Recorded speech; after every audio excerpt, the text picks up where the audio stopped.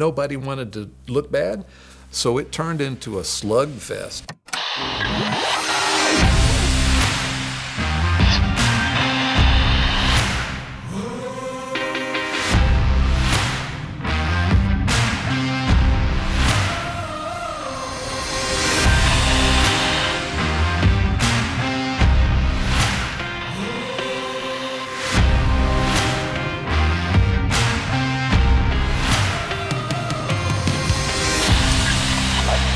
How do you handle a hungry man?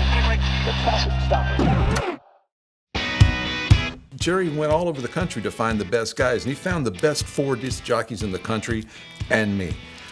But Frank Reed went on to WNBC in New York. Several of them went to Chicago, and I went to Kiss FM in Los Angeles. I had never been to Los Angeles. I had been to Southern California. I'd been to San Diego, but had never been to LA. So that was the big call-up, because I had to drive. God, I loved driving across country with a car and a trailer.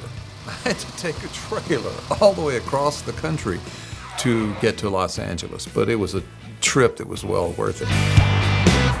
It seemed like 45 minutes to get 2 miles in Los Angeles. It was 10 lanes across. And remember, I'm from Mississippi, where, you know, a 4-lane is a big road. This was different, but I knew the little boy from Mississippi would be just fine. It didn't take me long. I did the all-night show. All nights in Los Angeles was great. It gave me all day to have fun and all evening to have fun, and then didn't give me a lot of sleep, but I didn't care. I was 26 years old, 25 years old. Within the first year in Los Angeles, they put me on morning drive. The first thing I got to do that really excited me was I got to go to the Playboy Mansion. I'm sure I have pictures of it because I was obsessed with it. And they liked me too. I got along with all of them. I went to several times, as a matter of fact. You know, I got to swim in the grotto, and I got to sit in the movie room. I got to actually say hello to Hef. Hef actually said hello to me. I got to join the Kiss-Offs, which was our softball team, that was a trip.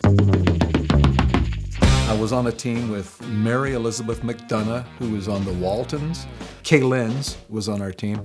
And we got to do a lot of things. I got to be on the Mike Douglas show because of them. And of course, everybody in Mississippi knew John Walker's going to be on TV, on the Mike Douglas show, due to the Kiss-Offs game. That was a lot of fun. The Kiss-Offs actually got to play the cast of Happy Days in Dodger Stadium before a game with 45,000 people watching. But that was exciting. Henry Winkler was the pitcher, so I got to bat against Henry Winkler. I actually ended up in an ambulance. That was a serious game. I don't know why. We never really got serious about any of those games, but that night with 45,000 people going, nobody wanted to look bad, so it turned into a slugfest. I got hurt, and so did Ron Howard. And we both had to go to the hospital together. We went to the hospital right there in the valley, but they took us in the same ambulance. And that was an experience, going to the hospital with Ron Howard. That was pretty exciting. I don't remember anything we talked about other than how are you and can you lend me $50? I don't, it really hurt. I mean, I was hurting and so was he, so we didn't talk a lot, but it was an exciting night. We also played at UCLA, and I ended up in Playboy magazine. And it was interesting, 5 to 10 years later, my soon-to-be wife opened the Playboy that was sitting on my counter and remembers seeing me with those UCLA cheerleaders. It was a crazy time in Los Angeles. 1977, 1978 in Los Angeles was nuts. You know, every town has one guy that makes a lot of money and gets all the free cars, and everybody loves him.